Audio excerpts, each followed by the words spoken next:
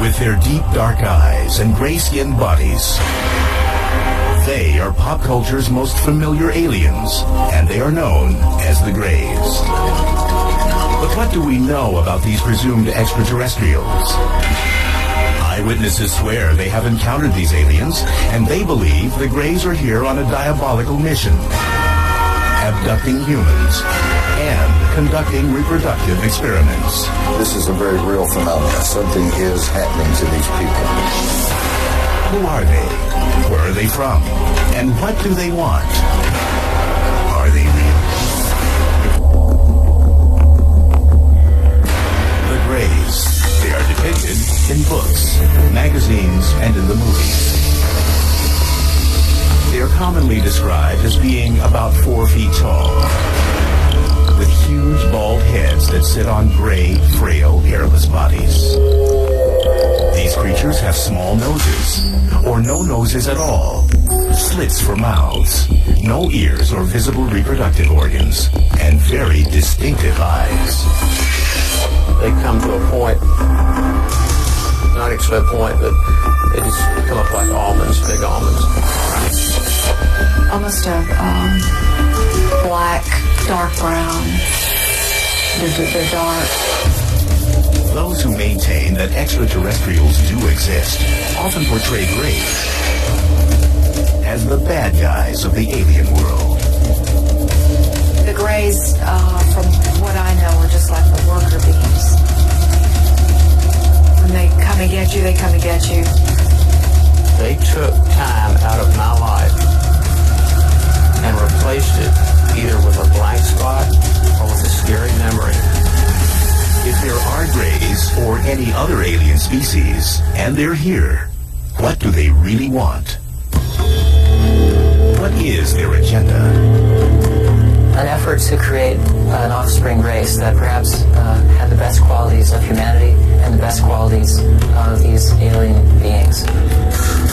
Many ufologists, people who routinely research alien sightings, claim that Greys have been visiting Earth for thousands of years. Records, they say, exist as petroglyphs, cave drawings, and prehistoric artwork. All around the world, we have these stories of beings coming from the heavens to Earth, star beings, whether it be the Hopi Indians in North America, all these, South American cultures, the Mayans, the Aztecs. All around the world, there are these stories of gods visiting ancient man. 6,000-year-old artifacts have been found in what was Samaria, modern-day Iraq. Interpreters of the carvings have said they depict servants or helpers of their god. Many of the artifacts that they've left us resemble what we would call today a modern-day gray alien. Large bulbous head, large eyes, spindly limbs, very thin bodies. Historically, UFOs or aliens go largely unmentioned again until the dawn of the modern era. It is in the 20th century that the Greys' agenda begins to take shape. According to the UFO community, since then and to this day, there has been an obvious and persistent increase in encounters with the Greys. One of the most surprising claims made by some in the UFO community is that during World War II, Hitler and the Nazis were actually in collusion with the Greys. They say the aliens gave the Nazis advanced weapons technology used during the war. Since the Second World War, literally hundreds of people have claimed experiences with the gray aliens. The number reported, the quality of the reports, the similarities of the reports, and the fact that many of these reports can be substantiated under hypnosis lends very compelling strength to the idea that this is a very real phenomenon. Something is happening to these people. No official record for alien encounters or abductions exists. However, the National UFO Reporting Center in Seattle, Washington, keeps an unofficial tally of UFO sightings. Their statistics show that the number of sightings have gone from a handful every year in the early part of the 20th century to dozens by the middle of the 20th century, and then thousands every year beginning in the 21st century. Well, it seems that the whole business about the alien abduction really dates from the Cold War, back when there were UFOs, unidentified spot. It was all these international tensions after the Second World War. According to UFO believers, the Greys first made contact through the much-debated 1947 crash in the desert outside Roswell, New Mexico. The Roswell story is that a rancher named Mac Brazel came into Roswell and told a story to the newspaper about how he had found some strange debris. And from that incident, the Roswell incident, we've now got an elaborate story that many of the American public think is a story of flying saucer wreckage and perhaps little alien greys whose corpses were scattered about. Some of them may have survived alive and are hidden away at some secret facility. The official U.S. government position? A large spy balloon went down at Roswell, not an alien spaceship. It was part of a secret project designed to detect emissions from Soviet nuclear tests. Ufologists believe otherwise. The Roswell story has been debated by a lot of people. But one thing that we know is that something came down about 75 miles north of Roswell Army Airfield in the summer of 1947. This was investigated by the 509th Bomber Unit's Chief Intelligence Officer, who was Captain Jesse Marcel. We know that some of this debris was taken back to the Army Air Base. We know that Marcel and the Army Air Base commander, Colonel Blanchard, thought that this was material from a flying disc. And we know that they thought this because a press release went out immediately announcing that the U.S. Army recovered one of the infamous flying discs that was in the news at that time. In the years since the Roswell incident, advocates argue that all contact between the Greys and the government have been kept top secret. Despite repeated official government denials that a UFO crashed in the New Mexico desert, the stories won't die. There are now more than 400 individuals on the public record who said, I was there, I picked up pieces, I saw pieces of wreckage, I saw the craft, I saw the bodies. So Roswell is simply a question of belief, who you choose to believe.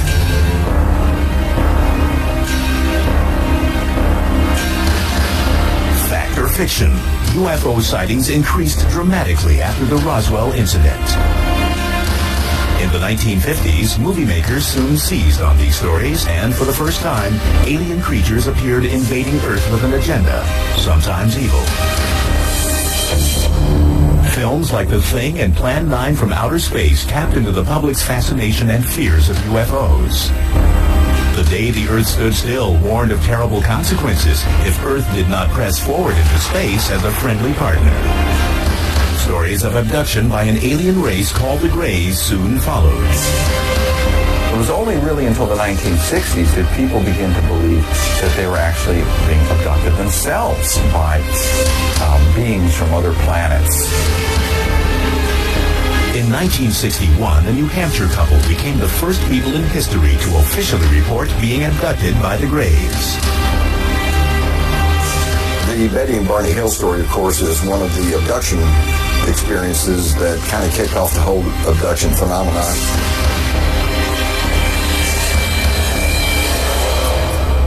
When we come back, Betty Hill, in her last on-camera interview, recounts what the Greys did to her and her husband. I didn't know where they were from, but I knew they were not from this planet.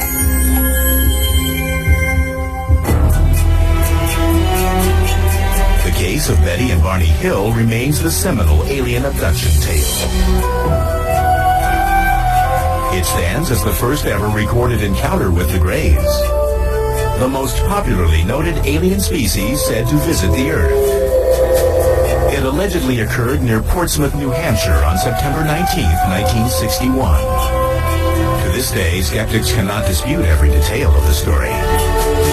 Believers see the Hills incident as the defining moment in Grey history, when the nation and the world awoke to the troubling phenomenon of alien abduction. In her last on-camera interview, the late Betty Hill shared her experience.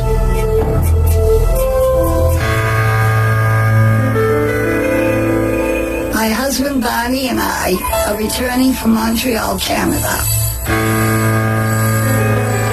We're traveling down through the White Mountains of New Hampshire when we suddenly spot what we thought was a new star in the sky. And as we watched this, it changed direction and came in towards us.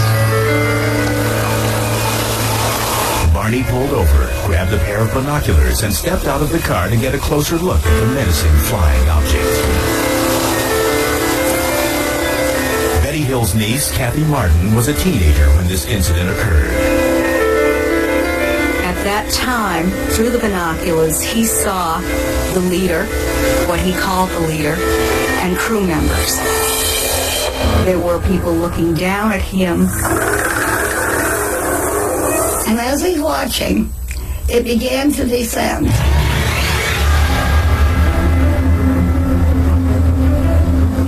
And at this point, he became frightened, ran back to the car, yelling that they were trying to capture us.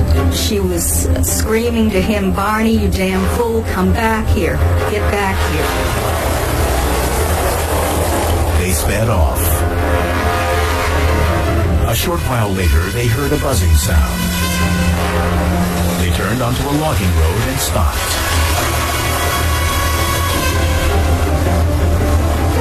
There was a roadblock, and there were people in the road. The people approached the car, and they realized at that point that they were not human, that they were the people that Barney had seen in the UFO. This is where their memory lapsed. The next thing they fully consciously remembered was they were driving down the highway again, and they proceeded home.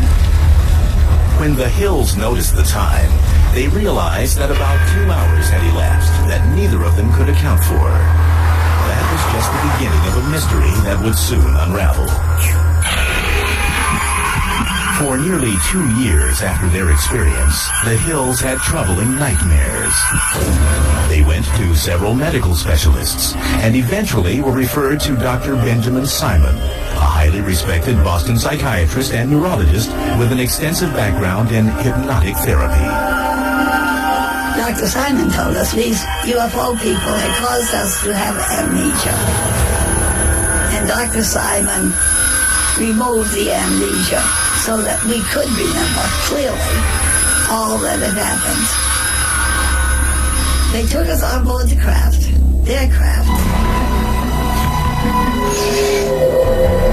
and we were taken into separate rooms. They were very human looking. They had 2 arms, 2 legs. The only difference basically were the facial features. The noses were very, very small. Almost no nose. Small lips, small nose. They examined my eyes, ears, nose, throat, skin, hair, and all. And then I was put on a table where they scraped my skin in an attempt to find out if our skin was alike or different. Hill says an alien conducted sexual experiments on them. They took semen from Barney. Betty may have had eggs extracted. He tried to insert a needle-like instrument in my navel, which caused pain, so he stopped doing it. And I was grateful for that. Years later, Betty Hill produced the first alleged eyewitness depiction of the Greys since ancient drawings and carvings. They portrayed the alien leader who showed her a tantalizing clue to indicate where they came from. I asked him where he was from, and he showed me a star map.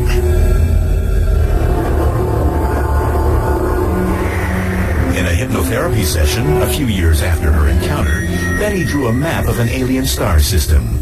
At the time, experts could not identify it. But then Then in 1966, Marjorie Fish, an enterprising ufologist and amateur astronomer, became fascinated by Betty Hill's star map. Fish spent the next 7 years examining the map and constructing models, trying to match it to a known star system. It was only later, when a new star was discovered, that they found exactly what Betty had drawn on the star map. In 1973, after reviewing 23 star models, Marjorie Fish claimed to have found a fit. She declared that Betty Hill had drawn a star system some 40 light years from Earth, Zeta Reticuli. At the California Institute of Technology, Dr. Charles Beichman, one of the world's foremost astronomers, examined Zeta Reticuli. We have no way that could possibly travel that far. We don't know of any way for any solid vehicle to go that sort of a distance. But relatively speaking, within the scale of the galaxy, it's a very nearby star. In a conventional Earth-based space shuttle, it would take nearly 1.5 million years to reach Zeta Reticuli. In addition to his duties with the California Institute of Technology and the Jet Propulsion Lab, Dr. Beichman is a leading member of NASA's Origins program. Their mission is to probe space for signs of life. He concedes that life is possible in the universe, maybe even on Zeta Reticuli. Here we're looking at the two stars in the Zeta Reticulum system, about 40 light years away. The binary stars could well have planets around stars like this. The system is old enough that, in fact, you could have a stable life having evolved on any habitable planets in those systems. Again, prospects good. What do we know today? Nothing. With just tantalizing evidence, but no definitive proof that the Greys actually come from Zeta Reticuli, Betty Hill's case continues to be hotly debated. However, skeptics and believers can agree that since that night in September 1961, hundreds of alien abductions have been reported. Just as a disease is contagious, so can an idea be contagious and spread from person to person. Did Betty Hill really meet aliens from Zeta Reticuli? Did they conduct reproductive experiments as part of an evil agenda? Are the people claiming to have been abducted reporting the truth? They're dreaming with their eyes open. So they have these hypnopompic, or upon awakening, hallucinations. That's the tactile sensations, the lights, the buzzing, and especially the sense of presence. So many times the debunkers try to explain abductions as people simply mimicking and repeating stories that have been passed around over the years. Well, here's some people who had nothing to go by. Nobody had ever reported this, and yet their abduction experience is remarkably similar to what we hear from people even to this very day.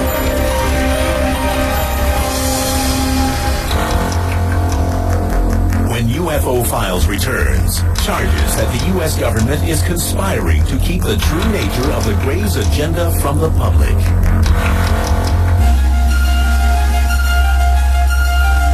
When the Betty and Barney Hill abduction story broke in the 1960s and was soon followed by many more, the general public became entranced with the idea that alien spaceships were visiting Earth and that extraterrestrials, known as the Greys, were abducting humans.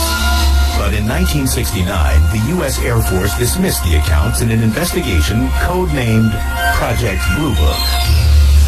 The report concluded UFOs constituted no direct threat to the United States, and reports of unidentified flying objects were the result of a mild form of mass hysteria, or, quote, war nerves, hoaxers, publicity seekers, psychopathological persons, and the misidentification of various conventional objects. There is nothing in the records which would indicate that we have been visited by any advanced civilization. With that, the U.S. Air Force declared the case closed. However, ufologists were not swayed by Project Blue Book then, and many still believe that the U.S. government has been involved in a cover-up of cosmic proportions since the Roswell case. it really has to be said that Blue Book was nothing more than a PR effort by the Air Force to explain away UFO phenomenon. I think early on, in the 40s and 50s, when they began to learn, they meaning the government, that UFOs, extraterrestrials, were probably a reality, I think it scared them to death because, number one, they feared public panic, disruption of the social systems, religious systems, and they were loath to admit that they could not control the skies over the nation.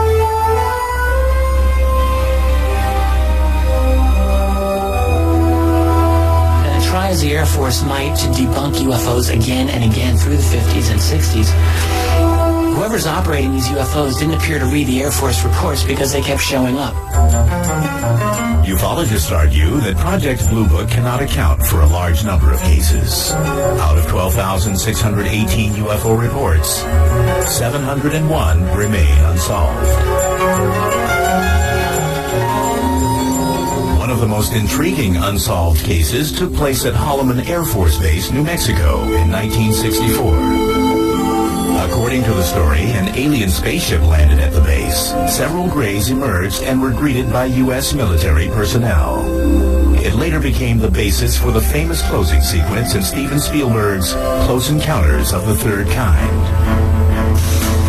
This is absolutely, something we cannot confirm. However, it has to be said, the rumor of this came out immediately. An airman at Holloman Air Force Base who went into the town and started talking about this. And according to the accounts, he was highly distressed, very upset, didn't know what to do. And he was not seen again. 1984, two mysterious film canisters appeared, which would help perpetuate the claims of conspiracy theorists. Jamie Chandray in 1984 received this package in the mail, which was undeveloped film. There were two sets of undeveloped film. One was given to Bill Moore and one was given to Jamie. And he, in turn, released this to the world, and it was an 8-page memo signed by Harry Truman. Known as the Majestic 12 or MJ-12 documents, they suggested that on July 9, 1947, President Harry S. Truman appointed 12 high-ranking military and national security personnel and authorized them to conduct a covert mission, a top-secret research and development intelligence operation responsible directly and only to the President of the United States. The large number of documents that I've been able to accumulate very clearly show that we have a covert program to keep from the public the recovery of a large number of crashes that include the recovery of extraterrestrials. The Majestic 12 documents detail 4 types of spacecraft that the aliens use. They include disc, cigar, circular, and triangular-shaped crafts. But most intriguingly of all, within the pages of the MJ-12 documents, there is, for the first time in history, acknowledgement of alien beings that are known as the Greys. In these official-looking papers, they are called Extraterrestrial Biological Entities, EBEs. There was a special operations manual called Extraterrestrial Entities and Technology, Recovery and Disposal. And in that manual, there was a 1-page description of 2 different types of extraterrestrial biological entities. EBE Type 1 is said to be, quote, humanoid and might be mistaken for human beings. They are bipedal, 5 to 5 feet 4 inches in height, and weigh 80 to 100 pounds. Cranium is somewhat larger and more rounded. The eyes are small, wide set, almond-shaped. EBE Type 2 is said to be, quote, 3 feet 5 inches to 4 feet 2 inches and weighs 25 to 50 pounds. Skeptics, however, claim that the MJ-12 documents are an elaborate hoax. These were bogus. These were dummied up documents somebody made using an old typewriter and finding a signature off of a genuine Truman document and cutting and pasting and refotocopying. And they're obvious and provable forgeries and fakes. if these are faked, it is what you call an inside job, and that is a government job of someone who had access to information that was restricted at the very least. Even more mysterious papers emerged in the 1980s with riveting new details about the Greys. The Dulce papers, perhaps, were the most sensational. Released in 1987, they allege that the U.S. government is actually in collusion with the Greys in exchange for highly advanced technology. These unsubstantiated documents allege there is an underground facility somewhere in the New Mexico desert where the Greys are secretly enacting their evil agenda. They're using us for breeding because they have fertility problems. We don't know how they reproduce. We know they don't have genitals. Those who subscribe to this theory say the Greys abduct young pregnant women. Then within the first 3 months, first trimester, the pregnancy spontaneously just terminates. There's no bleeding, there's no spontaneous abortion, there's no regular abortion, there's none of that, and all of a sudden, it stops. Believers say the extraterrestrials extract the unborn child from the victims and use them for their alien-human hybrid program. These fetuses, if you will, are somehow kept by the ETs in usually these tanks, we call them, kept in fluid, and then they're somehow raised to be adults. The release of these and other documents, coupled with new sightings, fueled the public's appetite for more information. People alerted to the phenomenon looked to the skies for signs of mysterious crafts and beings from an alien planet. There's no question that the UFO research field really exploded during the 1980s. It's an amazing phenomenon. You have, for the first time, widespread discussion of abductions. At the same time, the UFO phenomenon became a major part of U.S. popular culture, world popular culture at that time. It is very much debatable, but some say the term Grey was first used in the 1980s to describe the extraterrestrials that are abducting humans and conducting reproductive experiments. The term itself, Grey, used to describe these beings, seems to have become more common by the early mid-1980s. I don't believe that it was common before that period of time. But do the Greys actually exist, or are they, in reality, a product of pop culture? The question arises, what happened, and to what extent does life imitate art, or the reverse? It's hard to unsort some of this mess. It's my belief that there's a true core of reality to the UFO phenomenon. Ufologists insist that the Earth may be in the midst of a diabolical invasion of Greys. When we come back, we uncover the true horror of the Greys' agenda. They have an ongoing breeding program. It's about 8 weeks pregnant, and it was just gone.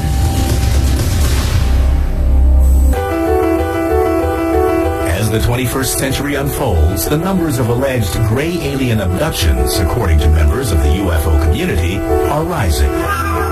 There is no way to verify these numbers, but one unofficial poll conducted by the Roper organization puts the number of alien abductions at 4 million. I think that the problem a lot of people have with the Greys in general is that they don't believe in UFOs to start with, so therefore they're not going to believe in something like abductions. But if you were to acknowledge the reality of UFOs as something non-human, suddenly the reality of something like Greys is not all that outrageous, it seems to me. Eyewitnesses who swear they have encountered Greys are the primary source for all the information about these extraterrestrials. They report some commonalities that may reveal the true nature of the aliens' agenda. There's always a light that comes from nowhere. It's either like an amber or a blue. Then the frightened abductees report being surrounded and paralyzed by the alien creatures.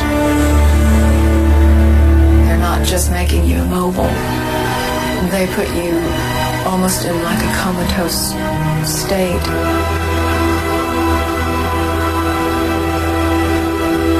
I've had occasions where I've been able to communicate with them to an extent, which is a mixture of them speaking in a sense that seems to be telepathic.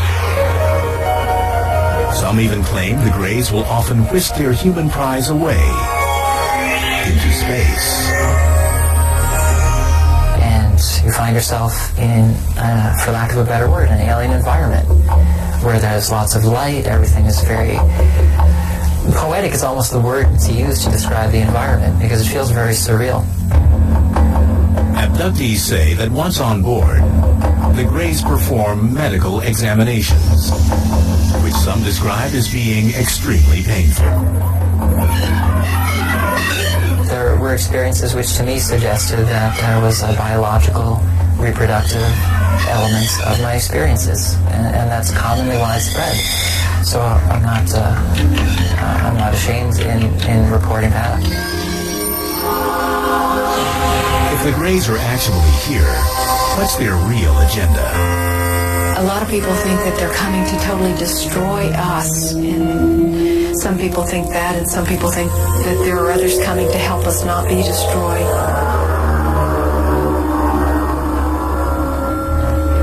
Hypnotherapist and self-proclaimed alien hunter Daryl Sims has been studying the abduction phenomenon for more than 30 years and believes he has uncovered the Greys' true mission. He specializes in recovering repressed traumatic memories from people who claim to have been abducted by aliens. One of the things you would do in the beginning with these people is to relax them completely, and the tone of my voice changes totally. Just focus on the sound of my voice. You'll find the sound of my voice causing your eyes to get heavier. The sound of my voice will comfort you. It'll protect you. And it's okay for you to relax completely. One of his clients, Donna Lee, is the president of the Houston UFO Network. She believes she has been abducted many times by the Greys. In the course of hypnotherapy sessions with Daryl Sims, she has recalled numerous terrifying encounters. She even believes the Greys took her unborn child. I never had anything involved that would have been a miscarriage. I was about 8 weeks pregnant. Then it was just gone. I mean, I did not have the bleeding that's involved.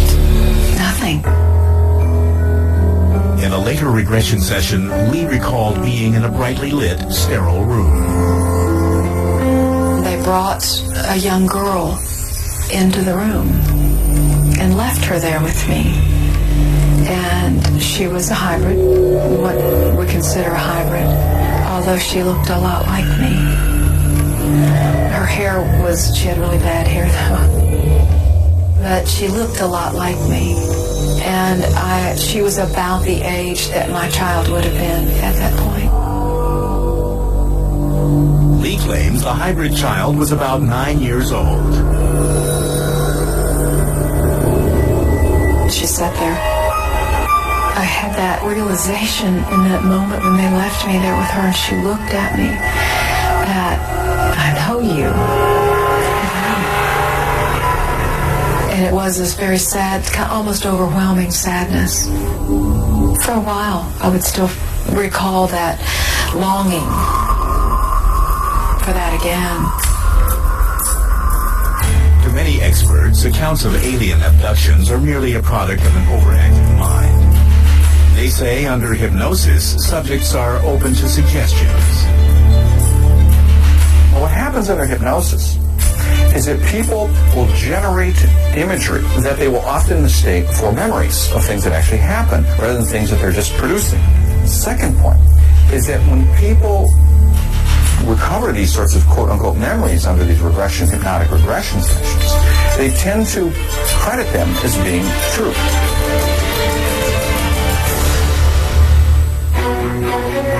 When we return, the results of a Harvard University study conducted by a team of psychologists surprises skeptics, angers believers, and sparks a controversial debate. To write them off as fantasy is a dire mistake. Are the earnest memories of abductees real or imagined? They come and, without permission, they touch your body. They take your children. You want to scream, but my mouth is open and nothing has come out. It's paralysis, but walking paralysis.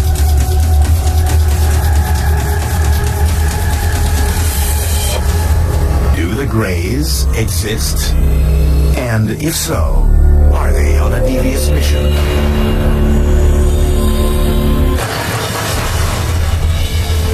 In 2003, a team of psychologists from Harvard University believe they found the answer. Led by Dr. Richard J. McNally, they conducted a unique experiment to measure the physiological responses, like heart rate and perspiration levels, of various types of trauma victims. We wanted to see whether people who've recovered memories of space alien abduction would show the same reactions, post-traumatic-like reactions, as do real trauma patients. Our research group has been studying people with recovered memories of traumatic events. And one of the big challenges that we've had is distinguishing between those individuals who've recovered memories of, for example, childhood sexual abuse, perhaps genuine memories, versus memories that were perhaps false memories. Dr. Scott Orr directed the lab tests. What this procedure involves is an individual coming in to the lab, sitting down with one of our counselors, and then describing a variety of experiences that they've had. And we wire them up with recording electrodes so we can measure heart rate and skin conductance and facial EMG. In the lab, test subjects then listen to a 30-second audio tape of their own traumatic or abduction experience. You are lying naked and strapped to a metal table in a spaceship. There are alien beings hovering over the table. They are staring at you with their large, dead, black eyes. You are absolutely terrified. Then they open their eyes and they make self-reports of emotional experiences that they had while imagining the scene. So we asked them to rate how much arousal they felt, how vivid the scene was for them, how in control they felt, how pleasant or unpleasant they felt, how much fear, how much sadness, a variety of different emotional experiences. The Harvard psychologists found that the alien abductees exhibited a high tendency of a personality trait called absorption. Absorption is this ability to generate vivid imagery. When you go to the movie, you become moved by it emotionally. When you read a novel, it comes alive before your eyes. You become entranced by a sunset. You become lost in daydreaming and fantasy. They're especially high on this, and this is related to the ability to generate rich and realistic imagery. The study further concluded that in most cases, the abductees are not lying. They really genuinely believe that the alien narrative accounts for the experiences that they've had, that they're sincere. They're not quote-unquote crazy.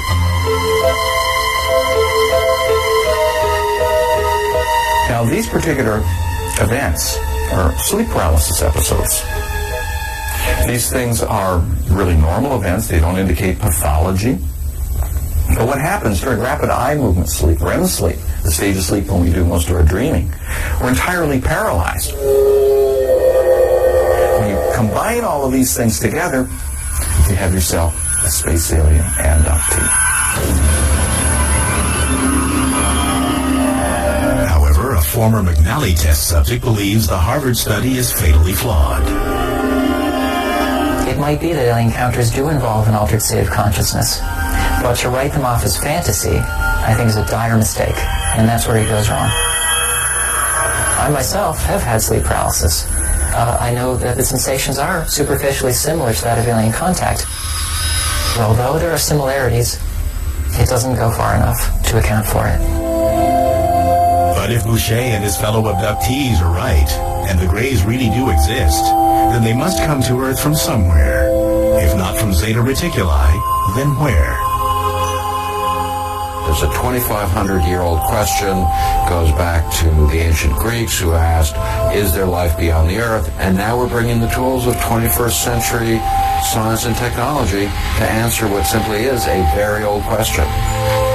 So there ought to be 1, 10, 100, or 1 million intelligent civilizations out there for us to be talking with.